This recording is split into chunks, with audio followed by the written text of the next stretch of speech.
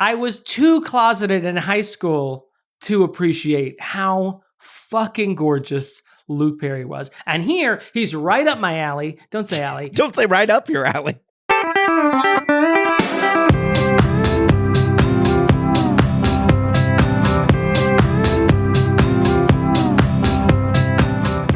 Welcome to Your Inner Child is an Idiot, the podcast where we look back on things from our childhood and see if they were any good to begin with. My name is DJ. And I am Damon. I like that you kind of slurred everything together like a drunk in that introduction. So for this one, we're talking about a galaxy far away. And we're talking about something that was, I think, not expected to go super well, and then didn't also do that well. Okay. So, I know what this one is. Disney's The Black Hole. Nope. You're okay. I don't know what that is, right. but I'm going to say you're close. I know what we're talking about. The 1980 version of Flash Gordon with you Max are actually Sydow as Ming the Merciless. You are actually closer with that one. We got I know what we're talking about. Kurosawa's The Last Samurai. Gary Oldman's in this. Gary Oldman. Oh wait, okay. So A Galaxy Far, Far Away. Flash Gordon. It's not dissimilar. Flash Gordon-ish. Yeah. Gary Oldman. I did not start with the most obvious one because I wanted you to flail for a second. I don't need your help to flail. We have a movie star that has made several appearances in this podcast before. He recently retired for medical reasons. This isn't in A Galaxy Far, Far Away. This is our galaxy. It's the Fifth Element. Is this in our galaxy? It is. He drives a taxi in New York City. In a future far, far away, I should say. There you go. Temporally far, far away. I don't know where this movie takes place. It's the Fifth Element. Starring Bruce Willis and Milla Jovovich and Gary Oldman. Gary Little Old Man. And the Chris Tucker and the super cool opera singer. She sings hip hop opera. Yes, she's got the tubes. Who else is in this movie? Ian Holm is in this movie. Yes, Bilbo himself. That guy who was Zeus in Oliver Trask in one of the Spider-Man or X-Men movies, and then or Bolivar Trask, who got recast as Peter Dinklage later on. Oh, I don't know who you're referring to. He plays like the president of the universe in this, I think. But I think in like X-Men 3, he was Bolivar Trask. The president is the guy from No Holds Barred. He played Zeus. He fought Hulk Hogan in that movie. No, I don't even know what the fuck No Holds... A 1989 film, you mean? Doesn't he have like a lazy eye? Yes. Thanks for bringing that up, Jesus. I mean, I don't mean it as a disparaging thing, but it is a feature of his face that I feel like I can bring up. A feature of his face. Yes, I have seen a human face before. Don't worry about it. They call them facial features. Do you have any special attachment to the Fifth Element? Thank you for asking. I don't, but you know who does? Jason Xanthopoulos. I'm familiar with his work. He loves this movie. Jason has a little bit of a crush on Bruce Willis, especially like 90s era Bruce Willis, right in that sweet spot. What year do you think this movie came out? I think this movie came out in 96. So close. And I wouldn't know. 7? I wouldn't have gotten this. Is 1997. Wow. You were just jamming out to Hanson and heading to go see Fifth Element. Bop, bop, bop, space travel. You were like, will the Spice Girls star ever cease rising? I'll answer that question later. I've got to see what Milla Jovovich is up to in this tape uniform she's wearing. Tommy Lister Jr. is who I was thinking of. He plays President Lindbergh in this. Of course. Lindbergh B. Johnson. So did Jason specifically have an attachment to this movie or just this era of Bruce Willis? Well, this era of Bruce Willis, but I think that triggered him to go see the movie, which he loved. Okay. I'm pretty sure. Good. I had nothing to say, but I have this habit of saying when there's like an awkward silence. Well, you are paid handsomely to fill the silences. So, oh yeah, I'm loving this pay. Patreon.com/Your Inner Child's an Idiot if you want to help out. This was what I'm pretty sure that I missed completely in high school, and then friends of mine were like, "You got to watch this. It's crazy." And probably, I don't remember specifically when, but probably like late high school or early college is when I actually saw this, and I was like, this rules. And Lauren, my lovely wife, finds it mysterious that I like this movie so much because, as we've discovered on this podcast, I don't really like the so bad it's good thing, and she thinks this is a so bad it's good. I contend that it's just good, and then it's silly, but it's just good, and it's more like Hitchhiker's Guide to the Galaxy, but a little less silly, but it's that kind of silly. I do want to clarify, I have seen this movie. It just doesn't hold a place in my heart like it does my brother. But I do enjoy this movie when I see it. I think it's a really bright, fun film rather than like feeling like a bleak, disgusting future. It is unique in that it has a little bit of that Star Wars aesthetic where it is sort of gritty and feels very lived in, but feels very bright and fun. Is this, what's his name? Dune? Johnny Dune's lot? Yes, Timothée Chalamet, before he was born. No, the director. Luc Besson. Oh, it was the other French guy. Luc Besson. Yeah. What else has he done? We were both like, what is it? I know he did he did Valerian, which was supposed to be insane. He did Lucy. He did The Professional with Jean Reno and also Gary Oldman and wee little Natalie Port. Don't worry about it. Don't even worry about it. It's lady. Fine. The relationship is appropriate. Leon the Professional. And Lucy to knowledge. Oh, yeah, Lucy. She uses 100% of her brain or something. Specifically looking forward to re-experiencing Chris Tucker in this as Ruby Rod because he's insane, unhinged. Character. He's absolutely insane. I mean, he's doing his Chris Tucker thing of talking really loud. Yeah. He's very fun. He almost fits like a prince-like persona in that he seems very effeminate, but he is a horn dog for the ladies, which is always a fun subversion of expectations for a homophobic audience, like you'd expect from Americans in 1997. And don't worry, they get their fill of Mila Jovovich, so it's fine. Yeah, and she's wearing tape. Multipass. She's very cat sound in this. And I remember being like, hey, she's pretty good. She's a pretty good actress. And then you see, it's like when Arnold Schwarzenegger didn't have very many lines in Terminator and Terminator 2, and you're like, this guy's pretty good. And then you see him in other things, you're like, yeah, I see. That's enough from you. Thank you. What else? I love an Oldman. I remember there being a lot of fun beats in this. Like the whole mystery of it is like, I don't think I ever super followed the story. I had just seen it. Right. I'm actually trying to piece together. I know they're looking for the titular fifth element, but I can't remember why that's important or there's like what it there's means. Like a rogue living planet like coming to destroy something and then something. And Gary Oldman wants another thing, and he eventually doesn't get it, and that's become a meme in the most recent years. When he gets a box, he opens it, he realizes the thing he wants isn't in there, and he laughs to himself, then starts crying. That's been a GIF I've seen on the internet. In what context would you use that in, this GIF that you're describing?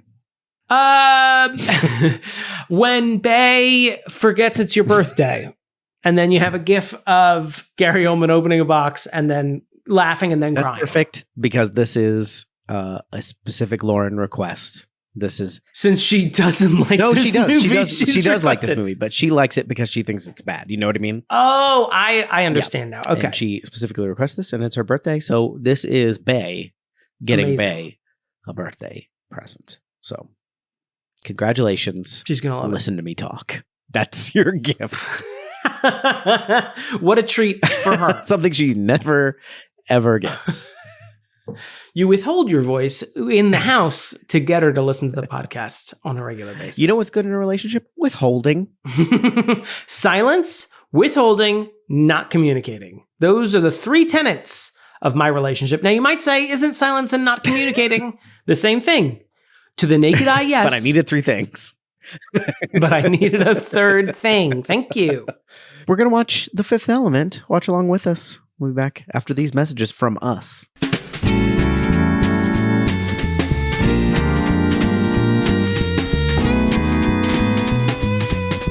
Oh, wait, I know. You be Ruby Rod, because I feel like that's what you were about to throw at me, and I won't be able to do it. And I'll be the guy who listens to Ruby Rod on the radio. Damon, my man. Damon! You think he's going to be okay? That's my favorite Ruby Rod and I line. That did make me laugh. If I were Ruby Rod and I were capable of riffing in a Chris Tucker-like fashion, what I do is very quickly and loudly and humorously tell our audience about patreon.com/Your Inner Child is an Idiot. But I do it with a lot of pizzazz. Yeah, and in a sort of non-gendered outfit. Yes, yeah. Machine gun firing, very, very quick-witted way, which you can just imagine that I'm doing right now. And I tell you about all the great things that you can get additional episodes. We covered a Super Bowl. That's like, if that's the kind of thing that you're into. When the Bengals were in the Super Bowl, thanks for remembering. It was very special to me. Oh, yeah, I remember that. Bengals. Yeah, the Bengals. Another Manic Monday. I got it. When they did the Super Bowl halftime show. I'm sure we made that joke. You can get your name read in the credits. You can get your requests for future episodes shot up the top of the list. All kinds of stuff like that. It's like a Disney Fast Pass. You just show us your bracelet, and we come this way. Shoot you onto Space Mountain right away. And all the other dumb audience members just standing there in line. In the Florida heat. Dehydrated. Walk right on by them. They're Mickey Mouse Crocs, and you get, fuck off, fuckers. I mean, we love them too, just not as much. Patreon.com/Your Inner Child is an Idiot. Now, in this scenario that you're going to, eventually record because you have all the talents of a Chris Tucker, how much, percentage-wise, of the show, of your radio show, will be cunnilingus? Because it seems like that's a large percentage of the show. I think 25, and then there's another... Start conservative. Yeah, and there's another 30 to 40% that is just screaming at the top of my lungs. Okay, so that's 55%. Yeah, and then there's others that like another good 15% is like just copyrighted material that we can't actually end up using, like I sing Lionel Richie, stuff like that. And then the rest is just interview with Bruce Willis. The good thing is that by 2014, it's 2263. Lionel Richie's copyright has expired, my friend. That's true. Although they changed... It's classical music. It's like if you hummed Bach's Minuet in G on this show. Bach ain't coming to get you. His lawyers aren't going to sue you. Well, they did change the law in 2196 to life of the author plus 4,000. So... And that was the Disney Corporation, just so they could hold their hands on Mickey Mouse for a little bit longer. Did it one more. Patreon.com/Your Inner Child is an Idiot. We're back. We watched The Fifth Element. And I hadn't seen the previous 4, so I'm surprised I was able to keep up as well as I could.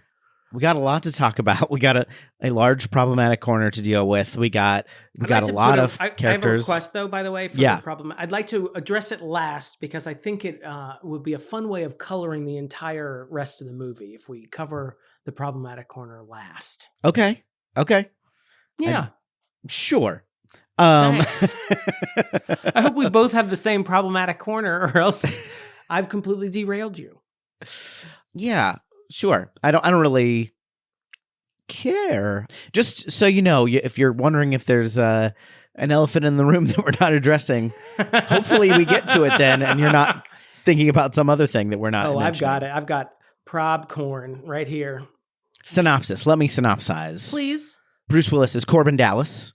He is a former Special Forces guy, and he is now a taxi driver for the Zorg Corp.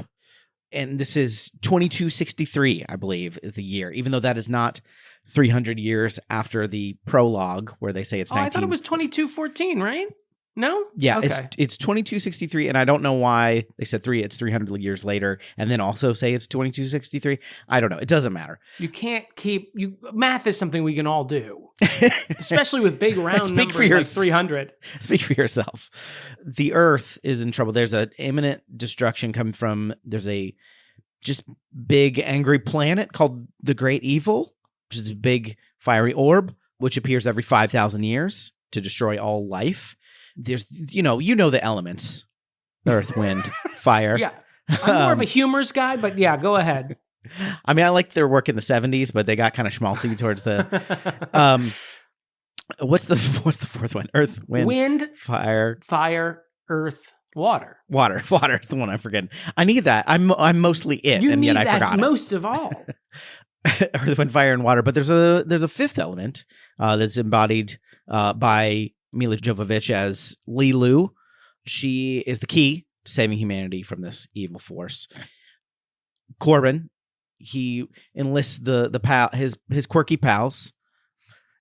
I guess they kind of enlist themselves. Ian Holm as like a priest that's part of an order that is helping with this, and then there's androgynous radio host Chris Tucker, who plays Ruby Rod, and then we've got the evil Emperor Zorg, not to be confused with the evil emperor. He's not an emperor.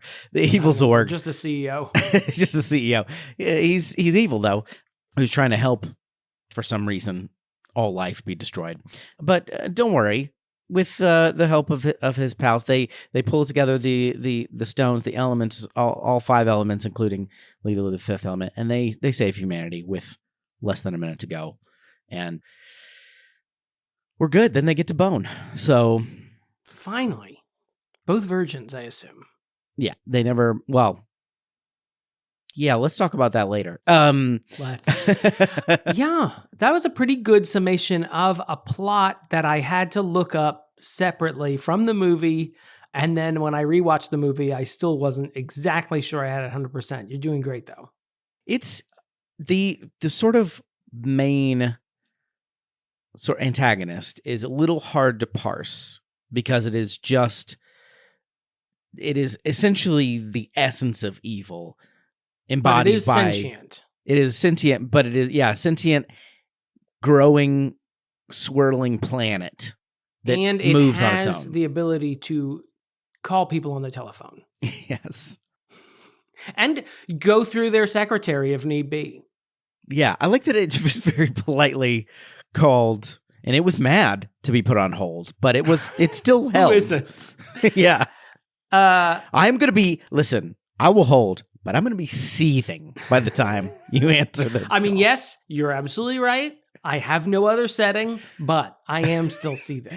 I assume that you're going to answer this in the order in which it was received. Oh, you have a recording that'll go every 30 seconds to remind me that that's what's happening? And tell me your operators are currently busy helping other customers? Great. So yes, the planet hired Jonathon Zorg, or whatever, Jean-Baptiste Zorg, Emmanuel Zorg, who is and just Gary Oldman. Yeah. Also, I guess we have to put him in the problematic corner, or does he get grandfathered into the problematic corner from other movies where we've talked about him in the problematic corner? I guess put him in there. We got to at least brush on it. You know, we can't assume that everyone's listened to all of our episodes. That's right. Like we have listened to Bram Stoker's Dracula. No one.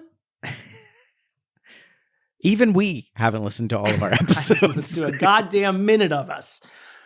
Yeah, so he hired Zorg, and then Zorg hired, I want to get their name right. Tyler called them the Warthogs. I called them the Moblins, because they reminded me of Moblins from Zelda. Yeah. But they are, hold on, I got this. The Mangalores. The Mangalores. Now, they look like puppy dogs. They look like bulldogs. They got breathing problems. Yeah, they do. And you have to express their anal glands as well every 3 months. And if you don't feel comfortable doing it, you got to take them to the vet. So you better learn what you're doing. Who could have known these dogs that we bred to have no pelvis or face were going to be such problems? What are while you're looking things up, what is the name of there's a good guy race that we see at the beginning of the film. The Gelflings from Dark Crystal, and then we have the Skeksis, essentially. Yeah. The good guys, and this is annoying, this is like a Sauron-Saruman situation. The bad guys, the bulldog guys, are the Mangalores, and the good ones that I called the duck people because they have little duck heads are called the Mondo Shawans. Mondo Shawans. Mondo Shawans. I think the Mondo Shawans are they remind me a lot of the Hitchhiker's Guide movie. The character there's design. Bureaucrats in the Hitchhiker's Guide. Yeah. Yeah. Because they move kind of in the same like slow motion. It's a very shuffling way because it's a guy in a heavy suit. I would like to talk about all that, but but I can't. I don't have the forum for it. I've got an NDA on this. Luc Besson's got me by the short and curlies. I couldn't possibly talk about them. I do think I'll say it now. The design in this I really loved, and I guess in relation to the story is a convoluted mess. I think that's kind of the point. Luc Besson apparently started writing this when he was 16 years old, and it feels like a story that was started by a 16-year-old boy. It's just very convoluted. Things happen because they sound or look cool more than they make any logical sense that they would happen that way. And there's part of me that doesn't really care, but there is part of me, the logical part of my brain was like, okay, but how is this diva handoff supposed to go? That's right. How is she's got 4 like 18-inch tall stones in her stomach, and now she gets shot in the stomach, which is an easy out. I mean, peace and blessings be upon her. But what was the plan if everything went smooth as silk? Listen, I've got the stones for you, but you're gonna have to wait 3 to 4 hours. Do you have any of those fiber supplements? All that practice you got expressing your dog's anal glands? Do you know any Mangalores on hand? A Mangalore vet would be ideal. So there's a lot of that sort of, oh, this is awesome. It reminded me, and I don't want to put you on the spot, and I know I've brought up this character from your youth before. And I just want to say, I have so many characters from my youth that I've forgotten. But you conveniently you told me about your character when you were a kid, who was a super secret agent named Kaladin. His real name was Bruce Kaladin. Bruce Kaladin's defense, that is still a better alter ego than James Bond, who apparently has just been going by his Christian name while doing super spy stuff. Just and not to go too far down this rabbit hole, but like when people gave directors, the Fleming estate, and out, they're like, James Bond is like a code name, and there's multiple people, and they're like, no, that's his name. No, we're going to visit his estate, and his mother and father's name was Bond. So can you remind me about Bruce Kaladin? He was a super spy, but also ninja?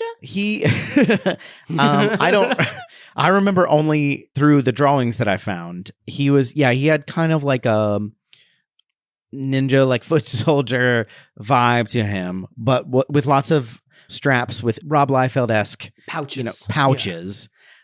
Yeah. I also learned, and this is not going to help move this episode forward, but that's not my goal. That I found many comics. I liked the idea of having written full comic books, and so I would ambitiously staple together the pages, but then start drawing.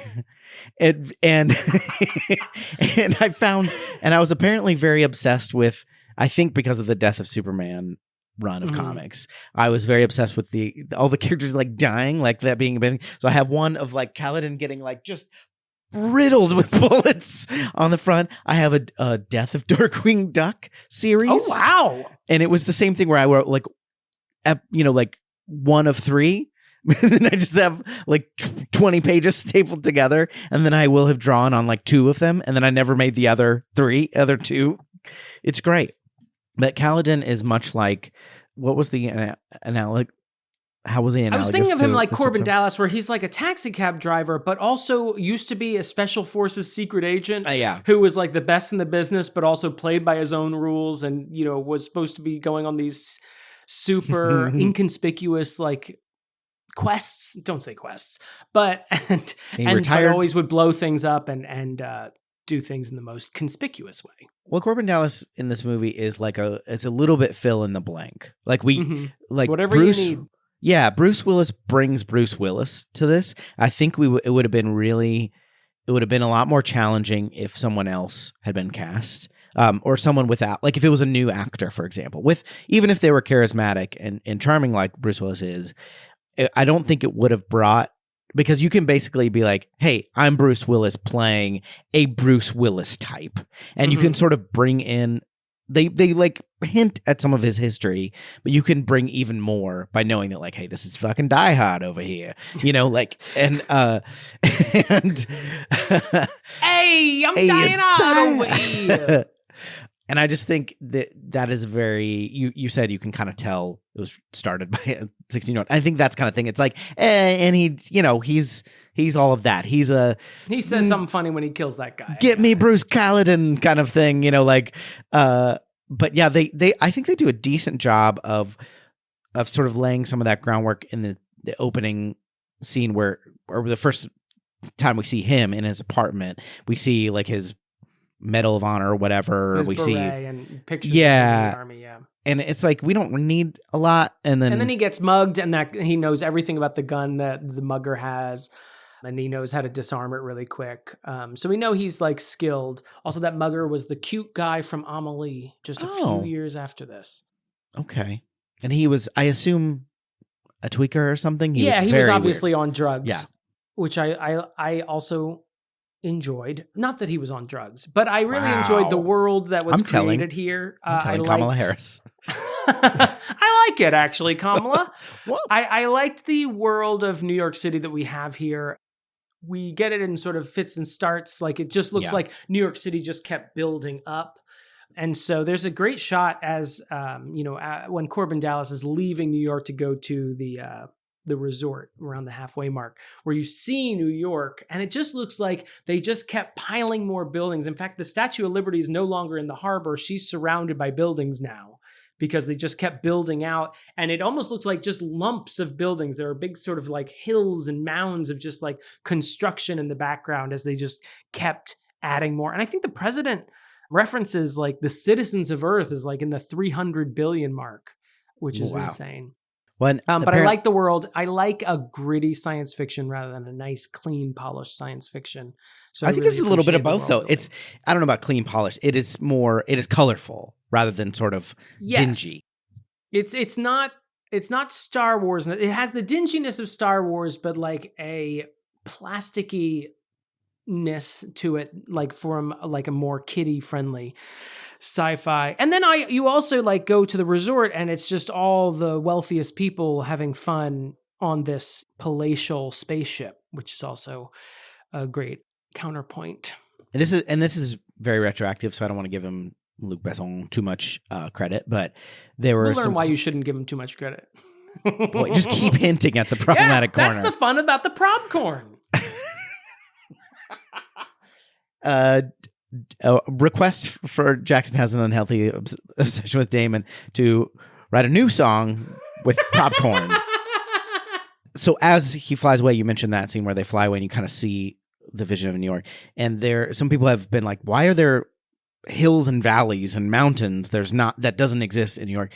And Luc Besson was saying, he was like, that was intentional because they've been shipping water away to terraform. So that's like the Earth. So not only has the fog fallen down below until they've built up, but also they've shipped water away. So everything's like below. And I'm like, okay. Okay. Yeah, sure.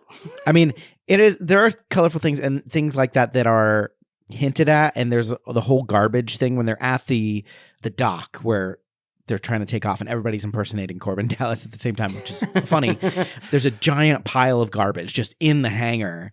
And apparently it was like going to be something like a short through line, but they cut it. And so all you just see is just garbage. And then at one point, the woman at the help desk is like, sorry for the mess. And they're like, what the mess? And just like, the garbage. And that's it. That's the only reference we get to garbage, it. Yeah.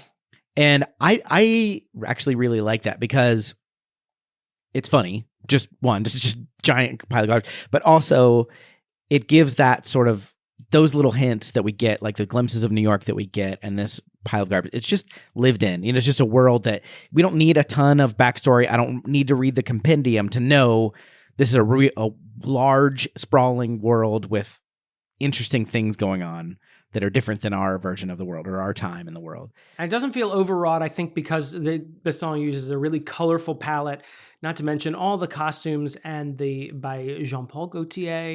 And all the art direction and costume design of like the non-humanoid creatures, I think is unique and fun.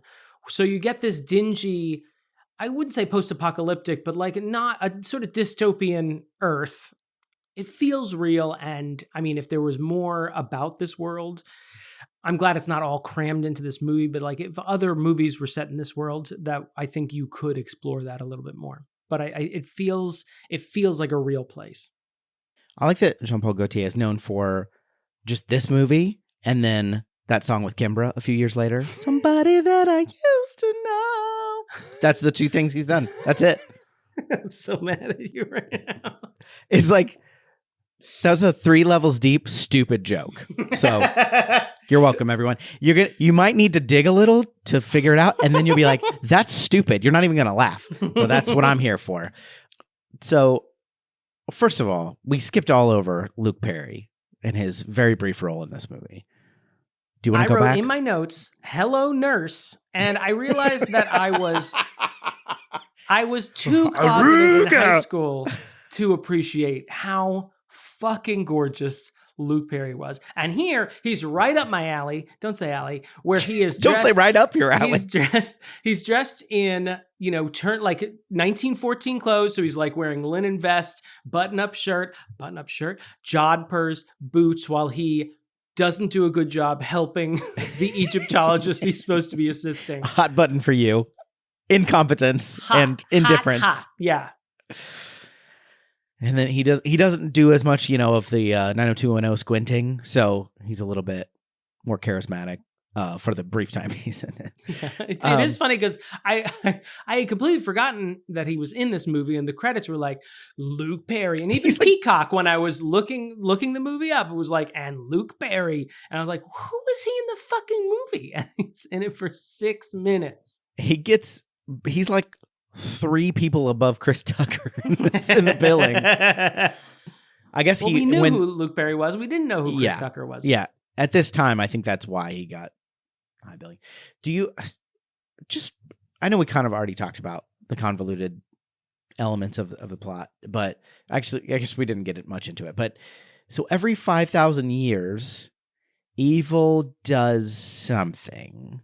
Evil, I guess, attempts to destroy all life on Earth, and hold on, they're both M's. The Order of the Phoenix. The Mondoshans have, I guess, assisted life on Earth by doing this ceremony, this fifth element ceremony, which stops the evil in its tracks. I don't know if it has to retreat or a whole new evil comes 5,000 years later.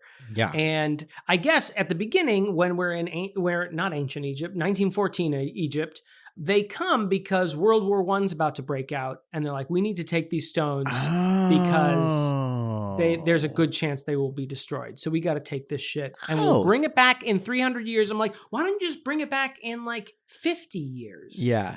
And then just put them back. Why do you have to wait until the very last minute to bring the rocks back? Did they say that, or did you just go, I know what happens in Egypt? They didn't say explicitly World War I's coming, but they said war is coming. My brain went 1914. I know what war is coming. Me, pick me, movie. Me, I know it, and I'm ever so smart. You did much better than I did, because I assumed that they Intergalactic war was coming. Yes, exactly. And that's intergalactic war, aside from Star Wars, which did happen in the 70s? Intergalactic, planetary, intergalactic. Is that what? That's a good point. Checkmate. Yeah. I am ruined. So, okay. And he says, in 300 years, when evil returns, so shall we. And so that is, in 300 years, is the every 5,000 year thing. Yes, that's the mark. Okay. I do because I've completely forgotten about this prologue. In my memory, it's just completely wiped. I vaguely could have, and I'm sure I did do a bad job of vaguely going over the plot in the intro, but that makes Ian Holmes' character, this like bumbling priest, makes so much sense because he is 300 years removed of this priestly order that's been over 5,000 years preparing for this thing through generations, basically passing down how this important ceremony. And he's just like a doofus, like a guy who's like, oh shit, I'm the one. Somehow, through the like trickery of generations, me and my idiot sidekick are the ones who are here in this time, and I am not ready for it. Yeah. And he's very charming in this movie. And I think at the end, when they're actually doing the ceremony, that Bruce Willis is like, you've never actually done this ceremony. He's like, yeah, technically, no. And I so really it's just like he's a priest to a religion that just has no has the one thing that we associate with religion they don't have, which is a ceremony. They only do it every 5,000 years. So it's all theoretical. And then they get the stones, they don't know how to open the stones. It's all this like you don't know anything about this.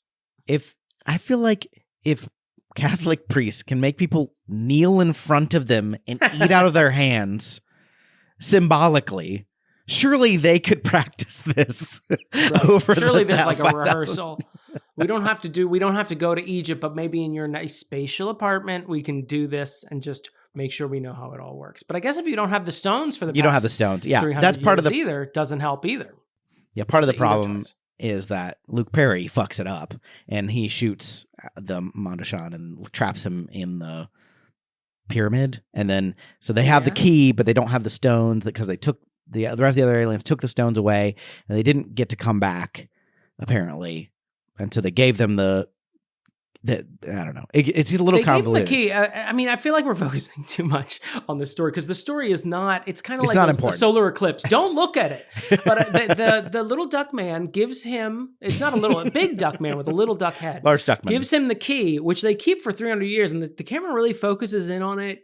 But we never actually see them use the key to open the gate again when they go back at the very end of the movie. And I was like, okay, I was ready for that key to get lost or bent. They look so tiny and flimsy. I was like, surely they're going to bend that thing. But it never became like a MacGuffin like the stones were. Maybe. Apparently this was a 400-page script for a bit. Oof. Okay, you're right. You're right, though. Let's move on. So can we talk about Jean-Baptiste Emmanuel Zorg? Yeah, let's do it. I just pieced together how ludicrous that name is because it is like this Louisiana Jean-Baptiste and then Emmanuel Zorg. And apparently Gary Oldman was channeling running for president at the time, Ross Perot and Bugs Bunny.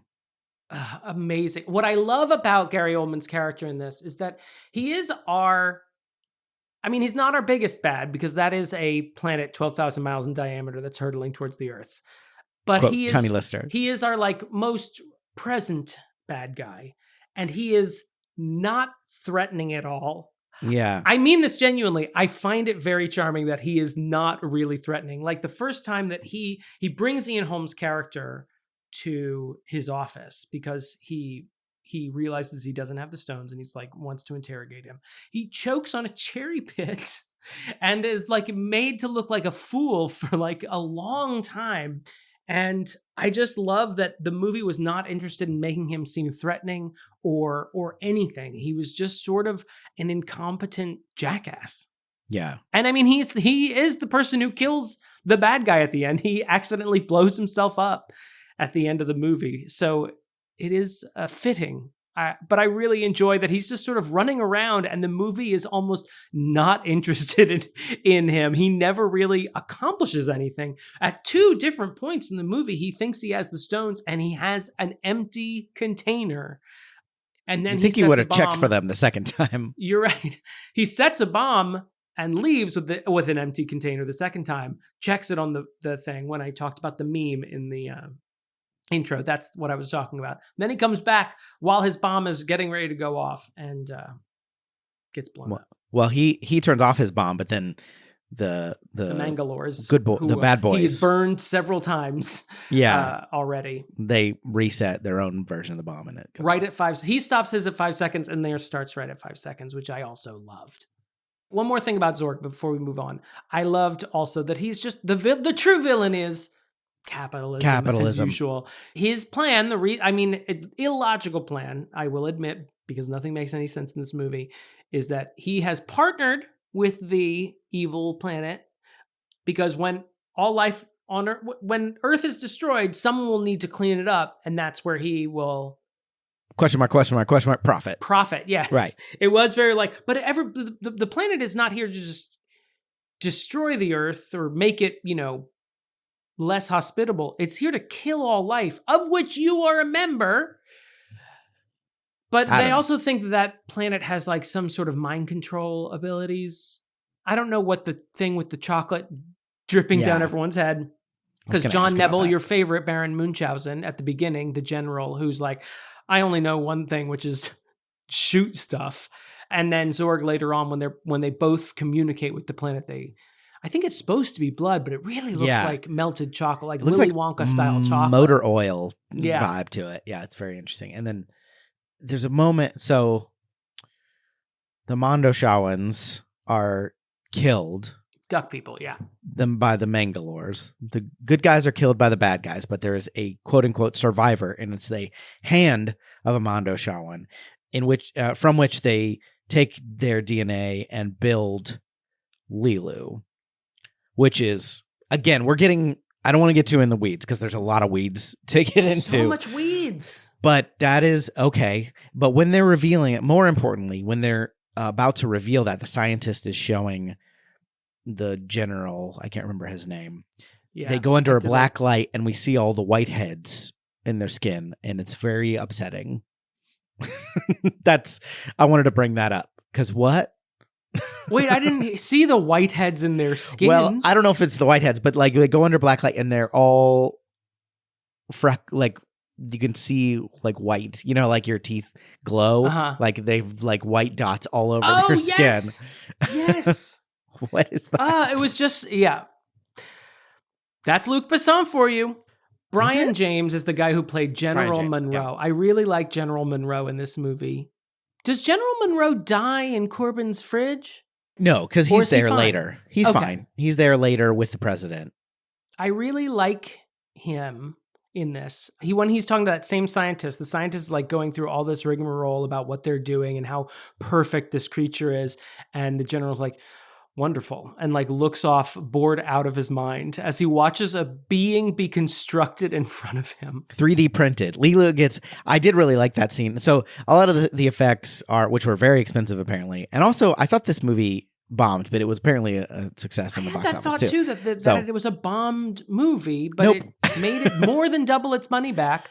Yeah. I guess it's just more of a cult favorite than any of the big movies of the 90s, I guess. And so I associate it with it not having done well, but it did quite well. It did well, yeah. It's the biggest French movie of all time up until a really maudlin movie came out a few years ago.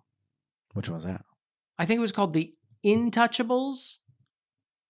Yeah, The Intouchables, which is a story of a disabled man who has an African nurse come and help him. And then, you know what? They teach each other about life. I learned something from him too. Anyway, so I've never seen the movie and it might be great. It's just, I watched the trailer and was like, I don't want to watch this. This is a homework movie. So there's eat your vegetables for the Oscars. There's a scene where she's being basically 3D printed, like slice by slice, like literally how things are 3D printed. And it's a little dated, but also very cool. Like, I thought that was pretty cool. And by the way, it was an interesting idea. It was a little too dated. Luckily, the computer graphics, I think, in this movie are few and far between. They are ambitious, though, when they are being used. And I was like, ooh, don't do that. But there is a lot of prosthetics work going on. There's a lot of like tactile things in, being filmed on set, which I always love. Like the Mangalores all are prosthetic heads on what look like Jean-Paul Gaultier models, and the Mondoshaans. Weren't those like dolls in the 80s? I feel like something like it. Yeah. Well, mangosteens. No, that's a fruit.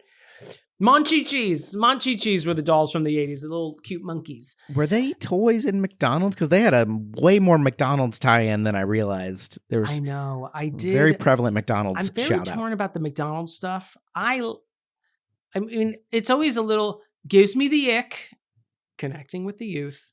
Nice. Gives me the ick when there's a lot of like product placement. But there's also part of me like in these futuristic movies where I'm like, I kind of want to see what a McDonald's looks like in 2020, 63 or whatever it's supposed to be. So I liked seeing as a that, kid. I remember liking that too. I would have loved it. And I liked seeing as show me the future nugs. Show me the future nugs. What do they look like? Still look exactly the same. What do they taste like? You got the boot, you got the oval, and sometimes a chicken beak. Don't worry about it. They're very few and far between. I liked seeing there's a very Pan Am look to all the service workers in this movie, and they're all, again, models. I don't mean that dismissively. I mean that they are literal models wearing Jean-Paul Gaultier clothes that he designed for the movie. So you've got these women working in the drive-thru at McDonald's, and they have like huge like McDonald's hats on, and they're wearing very like bright colored, like 3D, like very, what's the word I'm looking for? They have very like mid-century car hoppy type clothes, but futuristic at the same time. Damon, you're doing great. Keep talking. And then all the women who run the, you know, the plane that takes you to the resort are also very Pan Am. They're wearing these sort of lavender stewardess costumes that show their midriff, and they're all very sexy, and we can get into the problematic corner, but it has a very specific look, which is like evoking the 50s and 60s. Evoking the future toxic music video by Britney Spears. Well, no, they never did that thing to their breasts where they sort of like make a C around it and don't touch their breasts, but they sort of move around them. Like you're trying to turn on a TV in 1982. One moment. Is this? It's got to be on 3, or how do I work the Nintendo? So what I like seeing McDonald's in the future. I like seeing sexism in the future. What else? What's sexism going to be like? Wow, I wonder what that's going to be cool to see the women in the wigs. Speaking of sexism, do you want to talk about Lilno Menai Likatariba Limana Tichai Ekbat Desabat? You might know her as Leeloo. I do want to talk about her. I think that Mila Jovovich gives a great performance. She's very winning. She's hot. She's wearing cool outfits that cosplayers love. Mm-hmm.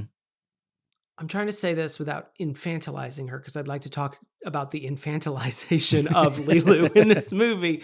But she's very cute, and I just want to take care of her. Yeah. The performance is fantastic. Multipass.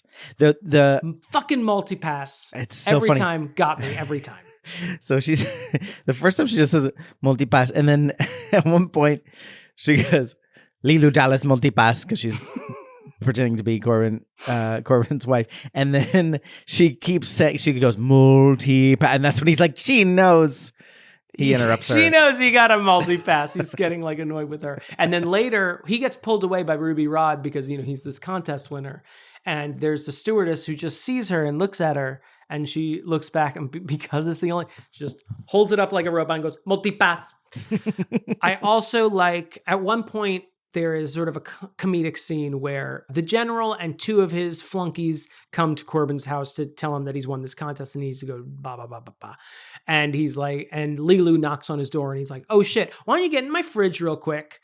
And so, because my wife hates the military because she knows my last relationship broke apart because of the military, and he hides them, and then he lets Leeloo in, who also has Cornelius with him.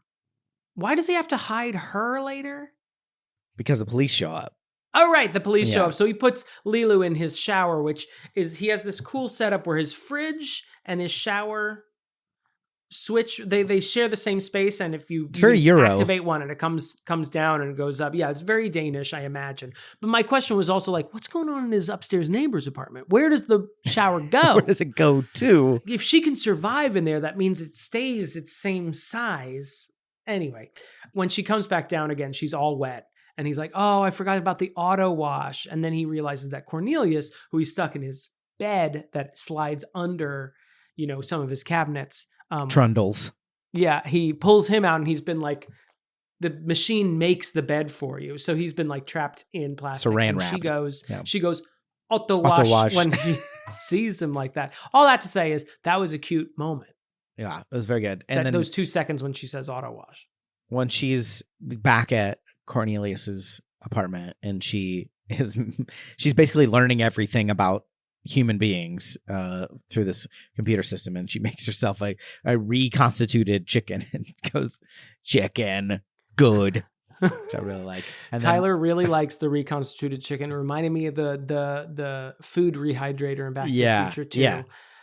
Great. I love future appliances, and I love when they're kind of dingy and weird, but they're still like amazing when you and I see them. But to them, it's just every day. That's what's so interesting about it, Deej. When David, the acolyte, like gives her something. I call him Toad. He reminded me of Toad. Yeah. He's got the Devo helmet too. Yeah. But he hands her something and she goes, Danku. Really, my brother used to say Danku. He would say, Coke, please, Danku. And I liked that same scene because David's bringing her clothes. He he sort of trips and he dumps all these clothes on the desk that she's at. And then he sort of bows to her like politely. I also noticed there's like a little visor made by Chanel. It has the Chanel logo on it that you can it looks like what were those things in the 80s? And viewfinder? Yeah, it looks like a viewfinder. You put it up to your face and it does your eye makeup instantaneously for you, which is awesome. Oh, that also, what I like about that scene is it also is jump cutting between Zorg having the stones, or what he thinks are the stones, the first time delivered to him by the Mangalores. Just call them Moblins. When the Moblins deliver it to him, and it's jumping cut between her explaining the situation to Cornelius and David and him talking to the Mangalores. And it's not super jump cutty. There'll be like whole swaths of minutes with Zorg, and then it'll jump cut to her real quick, and then it'll jump cut back, and it's in conversation with each other. She's great in that scene because Cornelius, as we've said, is like a very nervous kind of doofus, and he's like, "Where are the stones?" And she's like, "Oh, they were stolen." And then she's explaining. She's doing this all in a fake language. She's like, and oh my God, that poor woman. The best jump cut is Zorg realizes that the case he was given by the Mangalores is empty, and he opens it and he's like, there's nothing in here. And it cuts to her just laughing while talking to Cornelius. And then it cuts back. I literally had to stop the movie because I was so charmed. I was laughing at that so hard. It reminded me very much. I mean, a lot of the choices in this remind me, there's some proto Wes Anderson stuff going on here. I think with use of colors, use of framing, like especially the shots of the president, where he's constantly almost centered in the shot, flanked by, a slew of government flunkies. There's some Terry Gilliam in here. There was a lot of like Edgar Wright, like just using the cinematography itself to make the joke rather than having characters make jokes. Yeah, I really liked a lot of those sort of cinematographical.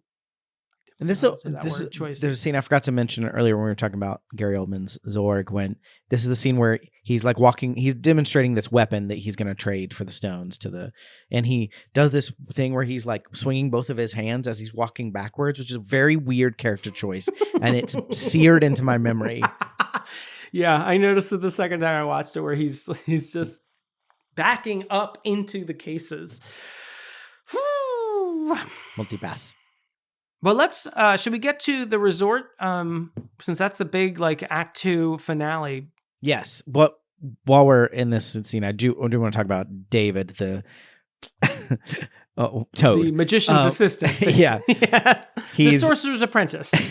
Vito Cornelius is like, hey, I have to go do this, so it's up to you now to go. And he goes, I don't want to go to Egypt. He's just over it. I did develop a little bit of a crush on David just because he was so much a ball of anxiety. At one point, when they think they've sort of got the one-upped Corbin Dallas, David is going to be the one who's pretending to be the contest winner, Corbin Dallas. And David is just like a ball of nerves, and he's so nervous. And Leeloos is just sort of like happy to be there. She's just smiling and like looking back and forth. And the stewardess is, being very polite with him, but is confused by why he's so nervous. And she's like, oh, and sorry, by the way, And he's like, sorry about what? And she's like, all the trash. And the that garbage. gives him an excuse to turn around and see that Corbin Dallas is like coming up. And he's like, it's Corbin. It's Corbin. He did a great performance. That's exactly what I would be like in a spy heist. So don't involve me. I will be useless to your end goals. Lots of flop sweat.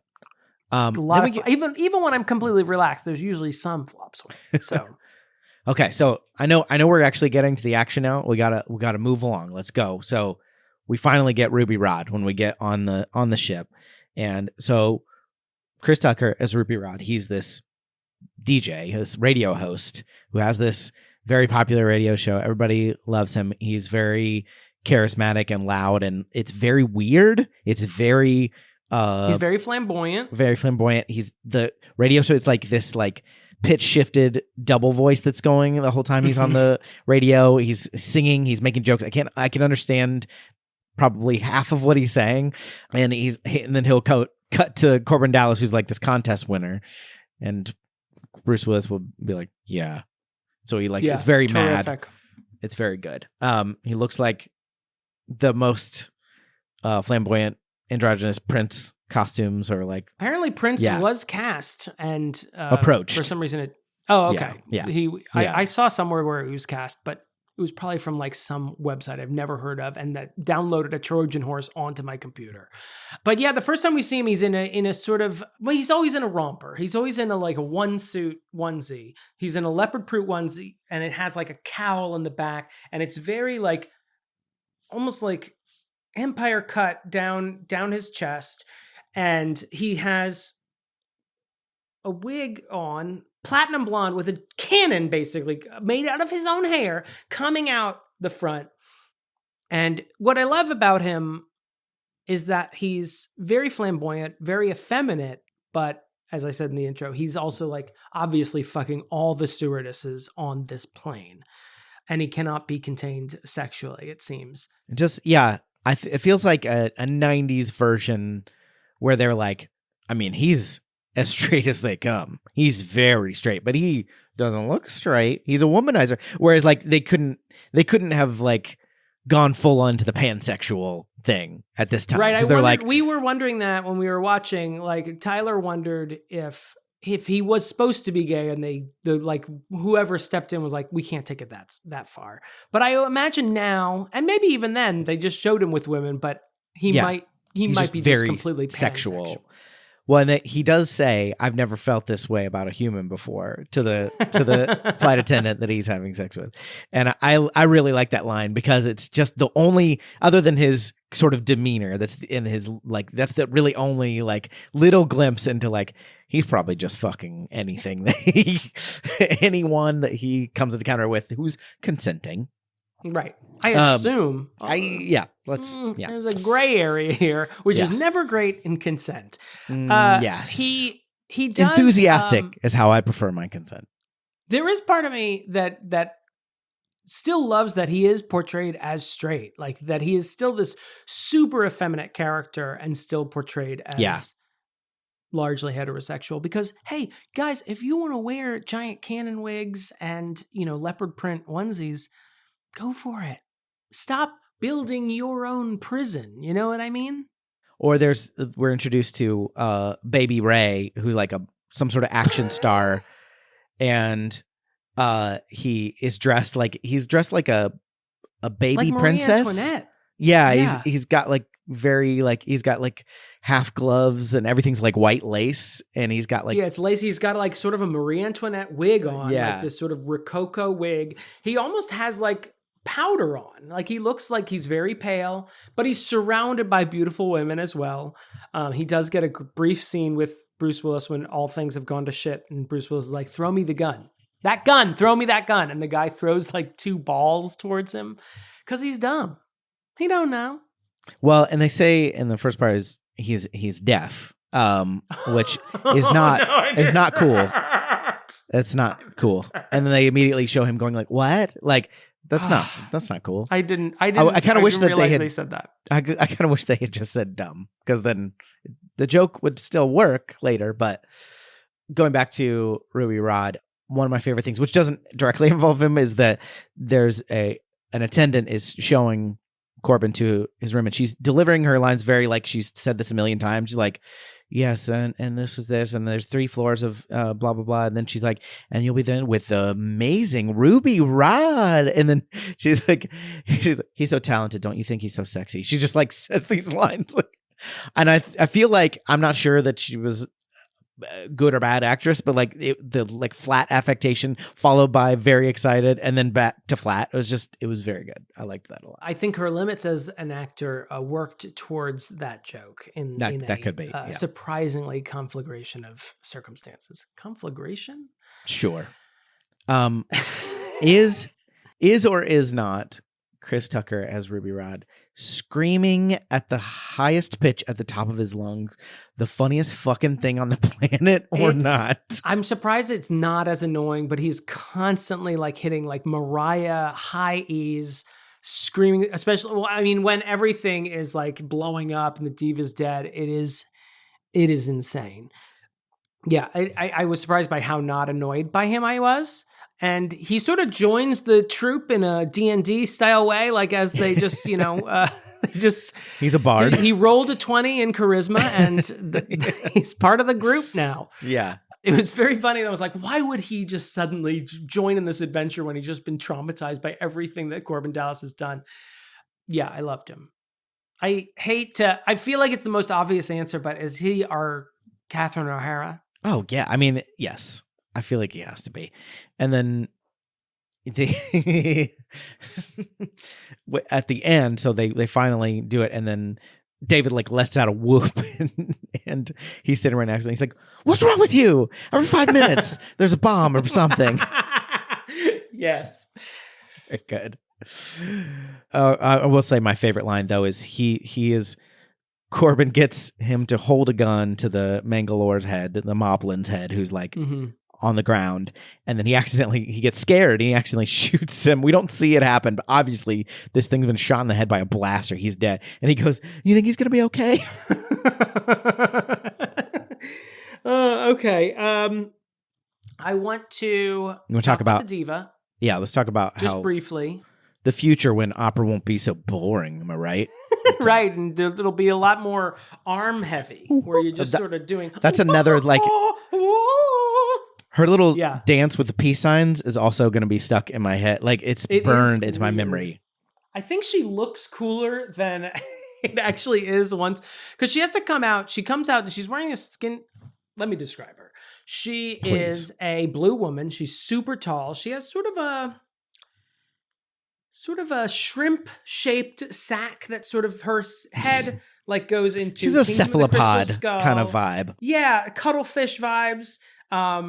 It's giving octopus, and she's got sort of valves coming out of her back, and she's still got 2 arms. I don't know how many legs she has because she's wearing sort of a skin tight dress that's the same color as her skin, and she can't really walk in it. She has to do the Morticia Addams, like the tiny little steps. So she loses a little bit of like style points.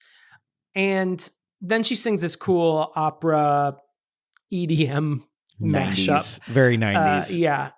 And it's cool. And I'm like, okay, I'll go with you, movie, on this. She gets shot in the stomach by a moblin. And turns out that's where she was keeping the stones, in her digestive tract. Yeah. Yeah, I mean, it is a stunning image when you see her. And we see her early on. She arrives at her hotel room. And she's like sort of in almost very like a enigmatic. Burqa. Yeah. It's very, and she's super tall. She's in like almost like a blue burqa. With just again, like a real burqa, she has like a sort of just her cutout for her eyes. And it's a cool look, and it's awesome and great. Yeah, I really like and that. And stunning, and makes no sense. Yeah, don't look too into it. But this is, again, another example of them sort of hinting at a larger world. Like we get this they talk about the diva a little bit beforehand, and you kind of vaguely know that this is a thing that we're going to be experiencing, and then she shows up and it's very like mysterious, and that we meet the guy from There's Something About Mary, who's like the head of security. He's very I had his name charming. Just a minute ago.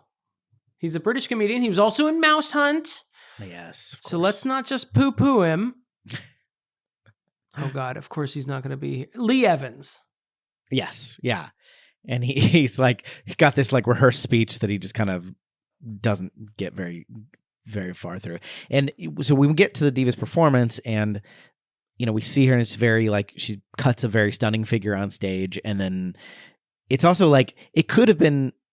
It's silly, but it also could have been a lot sillier. I think they do it's a pretty good job, because this cuts back and forth between the fight sequence with Leeloo and the Moblins in the Diva's like room, because that's where they think the stones are. And so they're having this fight, and it's cutting back between this as the song like kicks up and it's got a beat, and she's done these like impossible vocal things.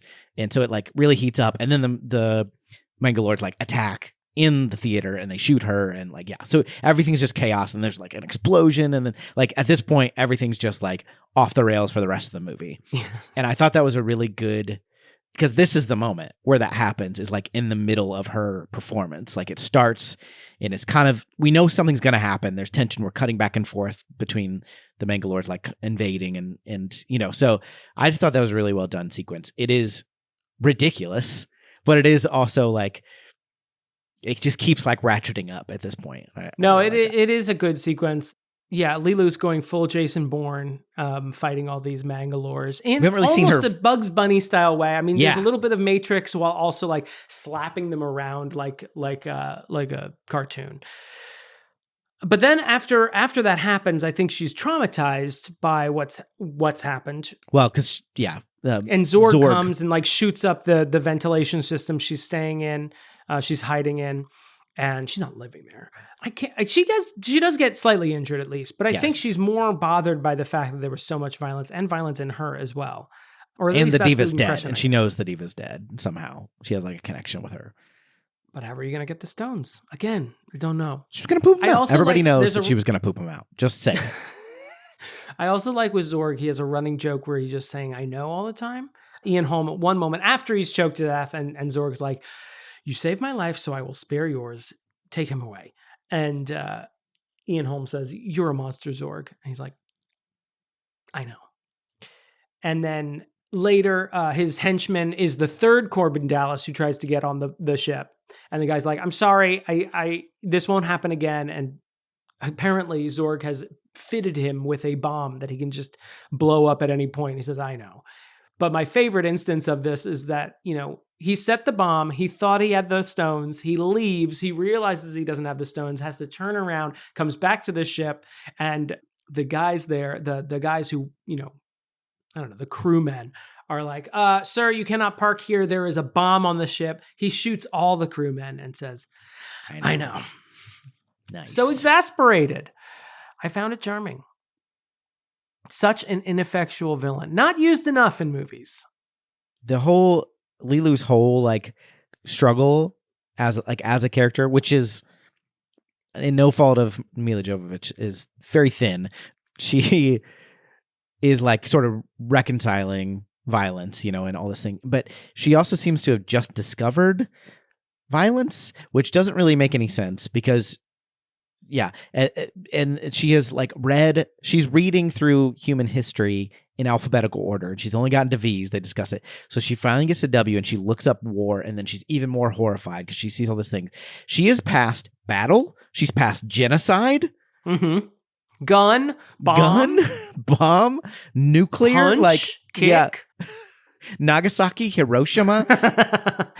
Don't laugh after Nagasaki. Those are not laugh lines. How dare you? Anyway, that was, I get it. I know. And I feel like I'm trying to place them, but I feel like the alien learning about war is a trope in sci-fi. I'm like, all right, fuck off. We didn't invent war. Yeah, you literally got blasted out of the sky by an alien race that were not humans. Of course, they were working for a human, so don't worry about that. Don't follow that thread too deep. Yeah. It's not my best evidence, but I just want to point it out. What are you talking about? I believe that's a Family Guy line. What are you talking about? Animals fight all the time. Yeah, it is. That is one of my. I'm not a big Family Guy person, but I think about that line a lot. Where it's like, we invented war. I was like, what are you talking about? Animals kill each other all the time.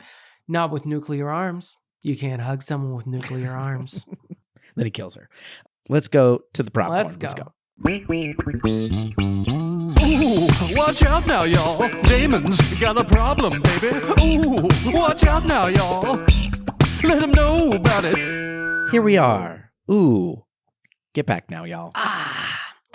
So, Luc Besson has been accused of... He was accused of rape by an actress on the set of Valerian and the 10,000 Planets, or whatever the hell it was called, from 2017. Those charges were dropped. The accusation was not dropped. The charges were dropped due to lack of evidence. He has been accused by several assistants and staff of inappropriate sexual contact and approaches. Approaches? What is the word I'm looking for? No, approaches. Let's go with that. Advances? Don't laugh. Advances, that's the one. I'm sorry, I've just gotten to the AP section of the dictionary. So I didn't Which is after AD, but okay. Well, I've been actually going backwards. Oh, okay. If you listen to the tape, you'll notice I didn't use any words from the beginning of just to mix it up a little beginning bit. of the dictionary. Yeah, all these are alleged. They're all like there's They been are no, alleged. Here's not alleged. Here's not alleged. He used to be married to the actress who played the diva in this movie. Her name is Maiwen Lebesco is what she's credited as in this. But he was married to her. They got married when she was 16 years old. They had already been dating for a year. She was pregnant at the time. He left her for Mila Jovovich. She was 16 in this movie? No, because this was like 6 years later. Okay. Right. Gotcha. Yeah. He left her for Mila Jovovich. Gotcha. But he married she was his second wife at 16. Ugh. So the reason I bring that up is, and secondly, I feel like the infantilization of Leeloos in this, like, colors that whole, like, knowing that colors this whole thing with Mila Jovovich's character, which is that she's baby brain. Yeah. And she's the perfect woman because she doesn't know anything and she's completely reliant on Bruce Willis to teach her things. And, she's a beautiful, sentient idiot, for lack of a better word. Like, she doesn't know anything and she's basically a child in a woman's body. Yeah. Ugh. And I feel like that it's like the thing that Poor Things was responding to, but like just played straight. Like, I feel like Poor Things hopefully has put a nail in this coffin of the woman who comes out of nowhere and is just like Manny Pixie Dream Girl to the extreme, where she just is completely reliant on some, man who's been waiting around for her. I mean, Bruce Willis has a line at the beginning of this where he's like, "No, I'm waiting for the perfect girl. She may not even exist," or something like that. And I'm like, okay. Which is a very ridiculous character beat for them. Who's ever said that? We just met you. I just want to hold my partner to an impossible standard. That's all I want. Why does it keep not working out? A woman who was constructed in a laboratory and needs me to explain everything to her. I won't let her read the W's. Don't worry about it. Yeah, the whole construction and this movie is trying to kind of, expand your mind as far as like androgyny and kind of hypersexual while also being sexist at the same time. And it's like, I guess 90s open-minded a little bit, like where it's like, I'm for the things you were trying to do, and then here are the multitude of other things you failed at, Which, hey, we made the Supreme Being a woman, and then every other woman in this movie barely has a name if she's lucky. Yeah, and our sexual conquests for our genre twisting androgynous Chris Tucker, and you're like, yeah, but over here, you've got all these people. Yeah, it's not the best. I also just want to, while we're in the problematic corner, also point out that shitty to be like, Baby Ray is deaf, and so therefore he's dumb, and we're gonna play it for a laugh. Whereas you could have just done dumb, and that's just like that's fun. That's not a protected class. That's just dumb. We can make fun of him all we want. Yeah, and do you want to bring up Gary Oldman? His ex-wife has accused him of hitting her multiple times with a phone receiver as she tried to dial 911 in front of their children, allegedly. Jesus. That's not cool. Don't do that. Thank you, DJ. Coming out strongly against domestic abuse. Thank you, DJ, for having the courage to come forward. Makes me so mad because it's like, you you are not letting me enjoy your acting because You're ruining it. Yeah. Yeah. Now, every time I watch, Batman Begins, I've got to have a caveat in there.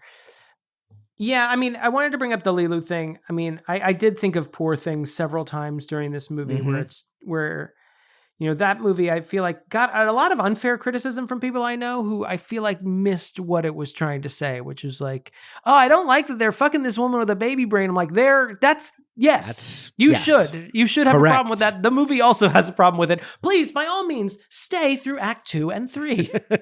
This is the whole thing with like, I always think of the Beastie Boys doing Fight for Your Right to Party, where they do it as a joke and then in fact become the thing they like embraced by the thing they're making fun of. And you're like, can you actually do satire? Is that actually an effective way of making your point? And I would argue, no, it might be a satisfying way to do it.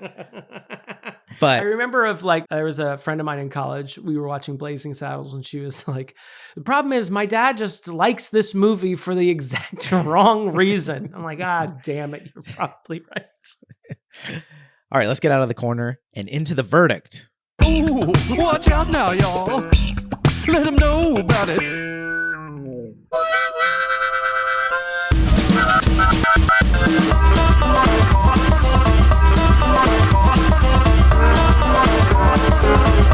Damon.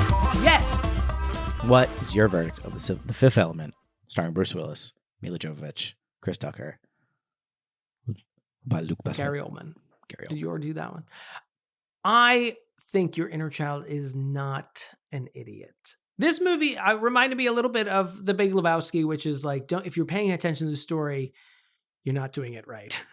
The story is convoluted as all hell, but I feel like that's the point is like the world and the art direction and the costumes and just like the cinematography, the story beats, the laugh lines.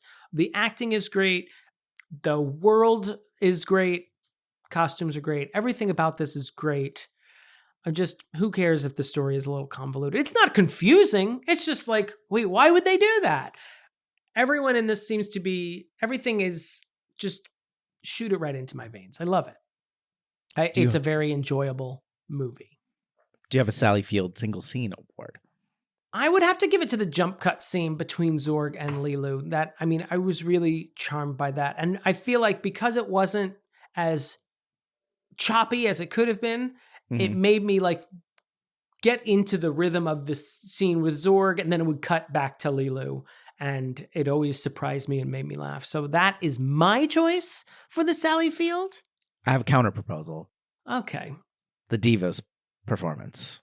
I feel like it launches the entire last act of the movie, and it hinges around, it's not necessarily just the actress's performance or even the song, it's all of it. Like this whole thing. All of it jumping between. Yeah. I put it down, but I've also I've had our stenographer noted in the record. Now, as we covered in The Outsiders, she is hard of hearing, so she may not have heard what I said. Yet again, using that as the butt of a joke. Great. Just great. But no, I really enjoy this movie. It feels like, not a labor of love, but it just feels like a very unique piece of sci-fi that I really like. I really connect with it. Don't say connect with it. Especially after I just talked about how infantilization of Mila Jovovich's character. What do you think, DJ? I couldn't disagree less. Your inner child is not an idiot. It's great. There are issues. There's this sort of thing, the tropey science fiction, totally one entire half of its body in the silly, is like it exists on a razor's edge. It could very well be stupid, and there are definitely stupid moments, but like this is the right down the lane of like perfect for me. Like it is very funny, charming acting. The action sequences are fun, and there's consequence. Like you feel propelled through the story. I mean, when Chris Tucker shows up, like it's more than halfway through the movie, and he like, it's one of those things where the character just like breathes new air into the new life into the movie, and could very well have been annoying, but doesn't get there. I mean, he seems like he would be annoying in real life. Oh yeah, like, I wouldn't take him to Egypt. But. Yeah, but it's very funny in the course of the film, and like they do everything is just enough. Extremely silly, like costumes, like everything's over the top, everything's bright and crazy. It's like I think not until, and I've mentioned this a few times, I think the modern Hitchhiker's Guide movie, the one that was like in the early 2000s, with Martin like Freeman. Yeah, took a lot of visual elements. They share a lot of that, and I think some of the British sci-fi, like Red Dwarf and stuff like that, it has that like bright, silly kind of thing, and I really like that when it's done well. It can very easily be like, no, this is dumb now. I'm not interested anymore. Right. And this just kind of like raises edge, like goes right down the line. So it has plenty of problems. Luc Besson himself, Gary Oldman, we talked about all that. It's pretty sexist and infantilizing to Leeloo, but I still like it because I'm an asshole misogynist man, and it's great. It registered with me when I was watching it, but when I read Luc Besson's biography before we recorded, I was like, oh, this really colors everything, doesn't it? Yeah. That's why I wanted to do the problematic corner last, so we could just burst everyone's bubble right at the end. Yeah. What do you think about it? What do you think about it now after we said all that? Yeah. Oh, you were defending it just like we were mere seconds ago? Wow. Why don't you email us? Tell us all about it. You're in a child's an idiot at gmail.com. You can text us or leave us a voicemail, 615-576-0525. Oh, we want to thank our friend Jackson Has an Unhealthy Obsession with Damon for the Problematic Corner song. We want to thank my friend Russ Weaver for the use of song Top 2 for the ad music. And I want to tell Jackson also that you can tell your daughter she can call me Damon or Demon. I respond to both names. That's because you've been around a lot of New Zealand folks. Demon. New Zealish. Damon. I want to thank our patrons for supporting the show, including Little Miss Chicken Nugget, Just Cuz, Lindsay Halik, Jody Passanisi, Josh Frigo, Shit on the Cartouche, Karen Curd, Jonathon Day, Larissa Maestro, Heather Tuggle, Beth Surmont, David Mort, Caroline Amberson, Lindsay Nell, the Elusive Van Gromkin, His Honor the Mayor, Travis Vance, Bill Haynes, T. Smith, Dramatically Placed Hot Dog, the Zesty, the Supreme Ruler of this podcast, Jeremy Powlen, Jackson Has an Unhealthy Obsession with Demon, Iron, Demon's Australian accent.